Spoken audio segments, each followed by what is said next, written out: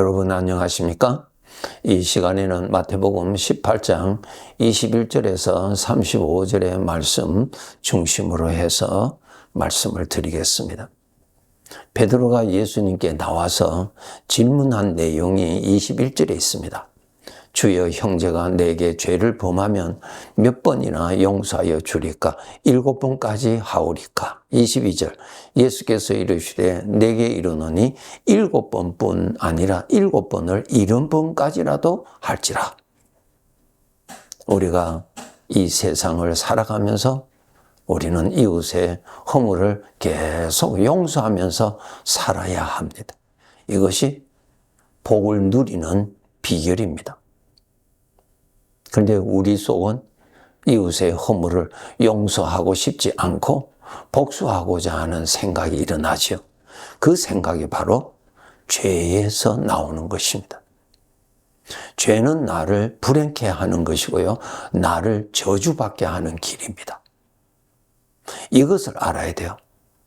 우리는 영적인 존재이기 때문에 마음에 죄에서 나오는 소리가 있고요, 또 우리가 주님을 모시고 살기 때문에 주님으로부터 오는 말씀이 생각으로 나타납니다. 우리가 이웃이 나에게 잘못하였을 때 복수하고자 하는 충동이 일어나죠. 그것이 바로 죄로부터 일어나는 충동입니다. 꼭 아셔야 돼요. 죄에서 오는 것은 나를 불행케 하는 것이지, 나를 사랑해서 내가 잘되기 위해서 하는 것은 하나도 없습니다. 그렇기 때문에 이 생각의 근원이 죄에서 온 것인지 우리 주님으로부터 오는 것인지를 분별하는 습관을 반드시 가져야 됩니다. 그런데 우리는 어떠한 습관에 익숙해져 있어요? 죄에서 나오는 생각에 아주 익숙합니다. 죄에서 오는 생각을 나의 생각으로 인정해버리고 사는 정도이니까요, 불행합니다. 나 자신은 죄에서 오는 생각인지 우리 주님으로부터 오는 말씀인지 분별하면서 주님을 믿으면서 살아야 복을 받고 복을 누리고 살아갈 수가 있습니다. 우리 주님께서 말씀하시면 이웃의 허물을 용서하면서 계속 살아라. 이는 너를 위한 것이다 라는 것입니다. 두 가지 말씀드릴게요. 첫째로, 우리 구원받은 자들은 항상 주님 모시고 살지만은 주님 보시기에 우리는 허물투성입니다. 주님 보시기에 육신을 따르고 육신의 영향을 받고 순간순간 살아갈 때가 항상 있습니다. 그러한 죄를 주님이 또 덮어주시고 용서해 주시고 그렇게 해주시죠. 주님이 용서 안 하시고 내가 잘못할 때마다 주님이 지적하시고 율법으로 나를 심판하시면 우리는 견디지 못하고 우리는 죽습니다. 불행해집니다.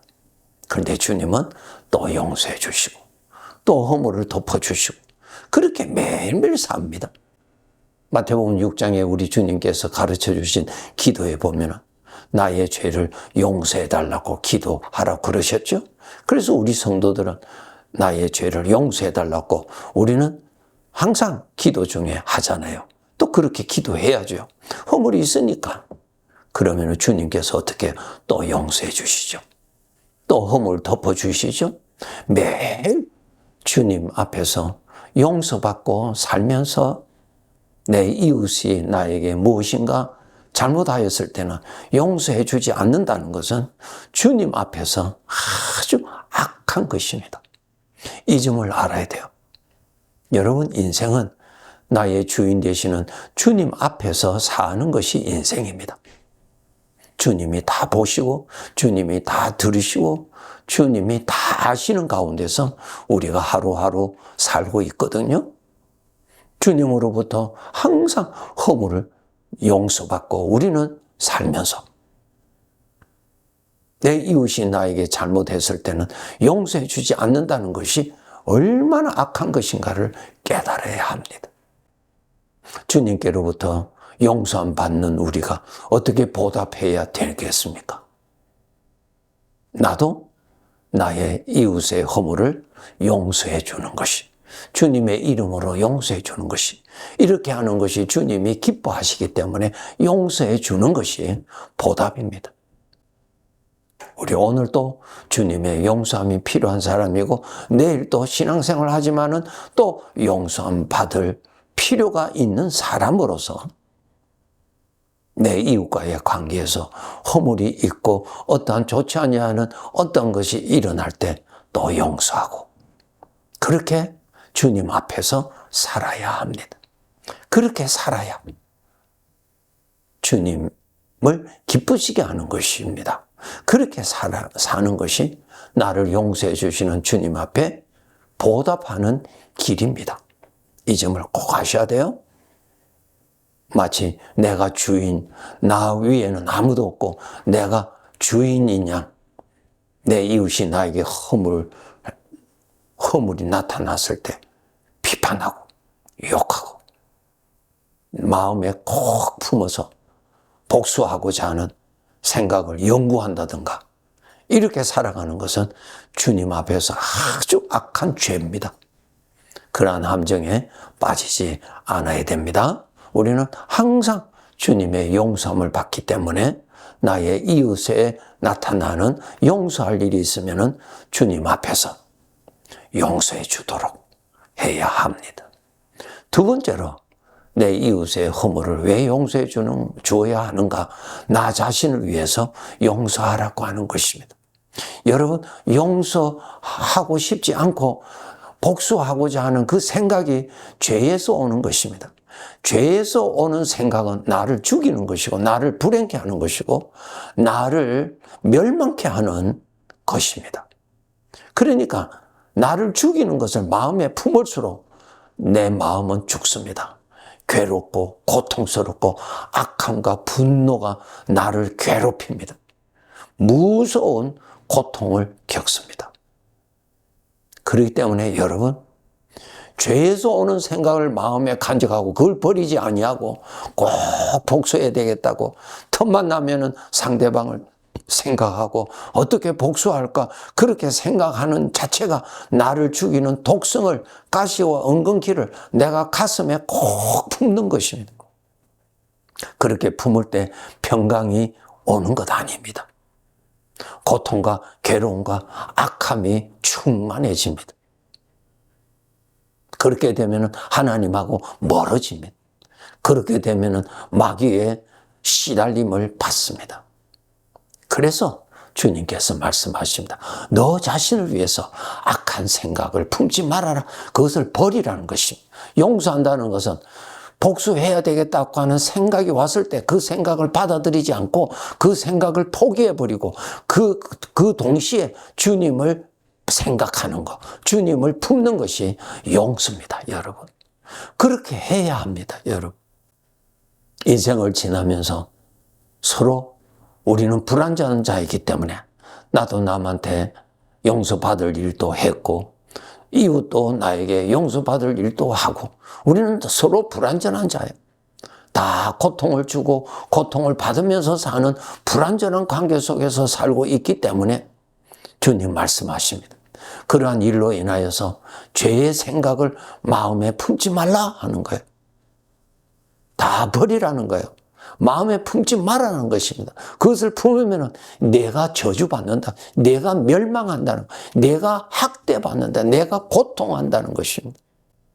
가시와 은근키는 만지는 것 아닙니다. 가시와 은근키보다 더 무서운 것이 악한 생각이요, 미움이요.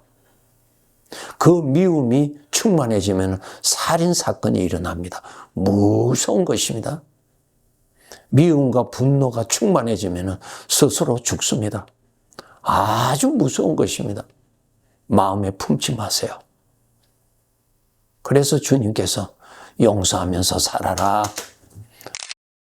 죄악된 생각을 마음에 품지 말아라. 버리라. 생각하지 말라. 그럴 때마다 주님을 생각하고 주님을 생각해서 막아라. 그렇게 가르쳐 주시는 것입니다. 여러분 꼭 그렇게 하셔서 주님이 주시는 평강을 누리면서 살아야 합니다. 우리는 다 불완전한 자 아니에요? 완전한 자 어디 있어요? 나도 허물이 있고 상대방도 허물이 있습니다. 어떻게 살아야 되겠어요? 남의 허물을 다 계산하고 장부에 가득하게 기록해 놓고 시간만 나면은 그 기록된 나를 고통스럽게 하고 나를 힘들게 하였던 것을 또 읽고 또 읽고 또 읽을수록 마귀가 역사합니다. 무서운 것입니다. 그것이 생각의 중독입니다, 여러분. 사망의 생각의 중독자들이 많아요. 주님 말씀하십니다. 너에게 잘못된 거, 기록에 적어놓던 기록된 장부들 불에 다 태워 없애라. 절대로 기록하지 말라. 너를 위해서. 그리고 너에게는 생명책에 하나님의 은혜를 기록해라. 하나님의 은혜는 기록한 것을 생각하면 생각할수록 성령의 충만함을 받고 생명의 충만함을 받고 평강의 충만함을 받고 하나님의 아들의 능력을 받아서 복되게 살아가게 되는 것입니다. 그런데 하나님의 은혜의 기록 놓고 이웃이 나에게 잘못한 것만 가득하게 기록해 놓고 그것을 읽으면 스스로 불행의 길로 가는 사람입니다. 사탄에게 속으면 안 됩니다. 여러분, 악한 생각을 품으면 반드시 마귀가 옵니다. 마귀가 오면 더 악화됩니다. 그런 길로 여러분 가서는 절대로 안 됩니다. 절대로 안 돼요. 인생은 용서하면서 사는 것입니다. 나를 죽이는 죄의 생각, 마음에 품지 마세요. 마음에 기록하지 마세요. 주님의 은혜는 기록하고요. 죄의 것은 기록하지 마세요. 죄의 것이 또 생각이 일어나죠. 생각이 일어날 때마다 그 생각을 받아들이지 마세요. 그것을 일어날 때마다 생각하는 대신에 주님을 생각하세요. 주님을 생각하는 것이 그것을 받아들이지 아니하는 비결입니다. 어둠이 왔을 때 어둠을 받아들이지 아니하고 어둠을 물리치는 것은 빛을 받아들일 때 그 빛에 의해서 어둠이 물러갑니다. 그와 똑같습니다. 그래서 여러분 평소에 주님을 바라보는 훈련, 주님을 생각하는 훈련, 주님의 말씀을 묵상하는 훈련을 수시로 하셔야 필요할 때 가능합니다. 꼭 여러분 그렇게 하셔야 합니다. 인생이 70이고 강건하면 80일지라도 잠깐의 인생의 시간입니다. 정신 바짝 차리고 불행의 길로 스스로 가지 마세요. 유혹은 마귀가 하지만은 그 유혹을 따라가는 것은 내가 가는 것입니다. 내가 그 길로 가고 나서 어려움을 당하면 하나님을 원망합니다. 그건 악한 생각입니다. 하나님이 어떻게 그렇게 하셨나요? 자기가 그 길로 가고 자기가 마귀를 따라갔잖아요. 자기가 나를 죽이는 죄를 따라갔잖아요. 죄를 따라가면 강도를 만나죠. 죄를 따라가는데 죽음을 만나죠. 죄를 따라가면 형벌을 받죠, 여러분. 자기가 가놓고는 왜 하나님께 원망합니까? 그거 마귀가 주는 생각이에요, 여러분. 악한 생각입니다. 꼭 선택 잘 하셔야 됩니다. 주님께서 말씀하셨죠. 너 앞에 생명과 사망이 있다. 너 앞에 복과 저주가 있다. 너를 위해서 생명을 택하고 복을 택하라고 말씀하셨잖아요. 그런데 오늘날 마귀는 나를 멸망케 하는 것을 가지고 계속 충동질하고 나타나고 말을 해요. 마음의 생각으로 나타나요. 따라가서는 안 됩니다. 그것을 마음에 또 기록하면 안 돼요. 기록하지 않기 위해서는 그 생각이 마음에 못 들어오기 위해서는 어떻게 하라고요? 주님을 바라보고 주님을 생각하고 주님을 바라보고 주님을 생각해야 돼요. 그래야 하면은 사라집니다. 또 나타날 거예요. 또 주님을 생각하세요. 하나님은 나의 구원이십니다. 우리 주님은 죄에서 나를 구원하시는 유일한 분이십니다. 주님을 생각해야 주님의 은혜로 지킬 수가 있는 것입니다. 여러분, 천국 가면은 미워하는 관계가 없습니다. 그런데 이 세상에서는 나도 남을 미워하지만 남도 나를 미워할 수 있죠. 왜? 우리는 불완전한 존재이기 때문에. 그렇기 때문에 얼마든지 일어날 수 있는 미움, 서운한 것, 악한 생각 일어나죠. 마음에 품지 않도록 노력해야 됩니다. 예, 용서하면서 삽시다. 또 용서하면서 삽시다.